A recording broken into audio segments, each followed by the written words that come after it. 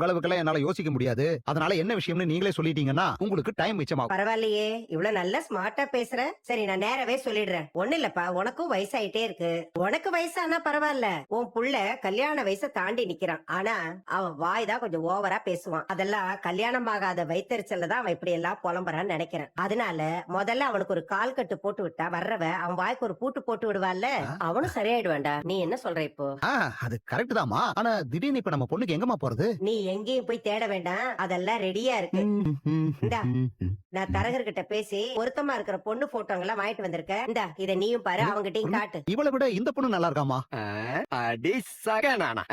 பாட்டி பொண்ணு பாக்குறீங்களா? Super super. இதத்தான் நான் ரொம்ப நாளா எதிர்பார்த்துக்கிட்டு இருந்தேன். இந்த வீட்ல என் மனசை யாருமே புரிஞ்சுக்க மாட்டேங்கிறாங்க. இப்பயாச்சும் கல்யாணம் பண்ணி வைக்கணும்னு உங்களுக்கு எல்லாம் தோணுச்சே. சூப்பர் பாட்டி சூப்பர். டேய் ராஜேந்திரா, கல்யாண பேச்சு எடுத்த உடனே உன் புள்ள முகத்துல எப்படி உற்சாகம் அப்படியே துள்ளி குதிக்குதுன்னு பாத்தியா? இவன் இப்படி பறக்கிறத பார்த்தா அடுத்த மாசத்துல இவன் முகூர்த்தத்தை வைக்க சொல்லுவான் போல இருக்கே. பாட்டி என்ன யோசிக்கிறீங்க? சட்டுப்புடன் பொண்ணை பார்த்து முடிங்க. என்னடா, நான் உன்னை என்னமோன்னு இல்ல நினைச்சேன். ஆனா பெரியவங்களுக்கு மரியாதை கொடுக்கற அளவுக்கு அங்கமான பிள்ளையாடா நீ. என்ன பாராட்டுறத விடுங்க பாட்டி. நிஜமா உங்களை நான் எப்படி பாராட்டுறதுன்னு தெரியல பாட்டி. You so cute. ஏன்டா? இல்ல, நானும் இந்த கல்யாணத்தை பண்ணணும்னு யோசிச்சுக்கிட்டே இருந்தேனே தவிர அதை எப்படி அப்ரோச் பண்றதுன்னே தெரியல. ஆனா அப்பாவுக்கு ஒரு நல்ல பொண்ணா பார்த்து கல்யாணம் பண்ணி வைக்கணும்னு யோசிச்சீங்க பாத்தீங்களா? I feel so proud of you பாட்டி. I feel so proud of you. ஏய்,